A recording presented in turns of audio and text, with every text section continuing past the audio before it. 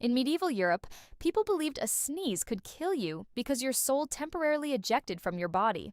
The moment you sneezed, demons lurking nearby could slip into the vacant space, or your soul might simply refuse to return.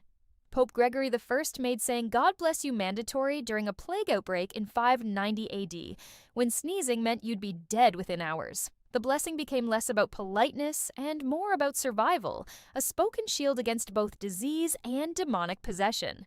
Your coworkers still say it today without knowing they're performing a 1400-year-old exorcism.